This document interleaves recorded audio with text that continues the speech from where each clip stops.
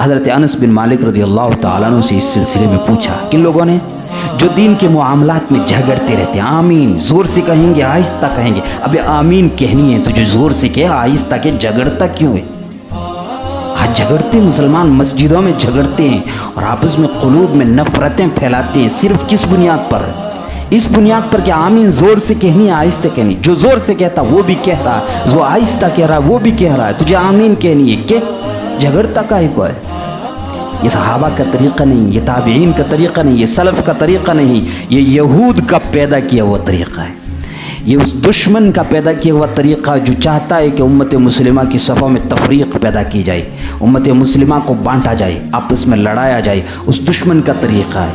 وہ آمین زور سے کہتا ہے, وہ آمین آہستہ کہتا ہے. زور سے کہنا بدعت ہے, آہستہ کہنا بدعت ہے.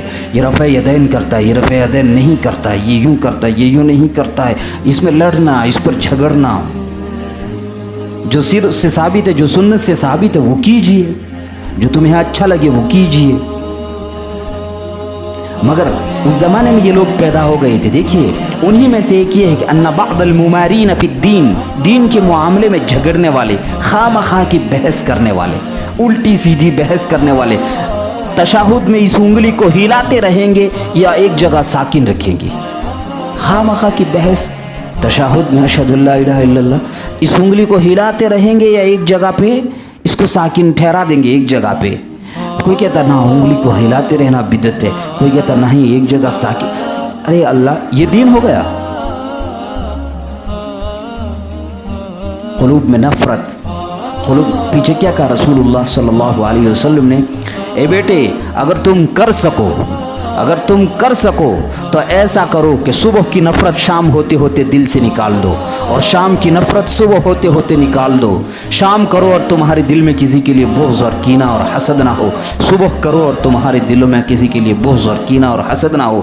تو دلوں میں بغض کو بھرنا, حسد اور کینے کو بھرنا صرف اس بنیاد پر کہ تشہد کے لیے انگلی ہلائیں گے یا رکھیں گے, آمین زور سے کہیں گے یا آہستہ کہیں گے. کہاں کی عقل مندی, کہاں کی دانش مندی ہے؟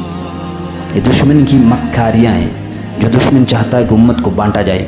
فَسَأَلُوهُ فِي ذَلِكَ, تو حضرت انس بن مالک رضی اللہ تعالیٰ عنہ کے پاس پہنچے. کون؟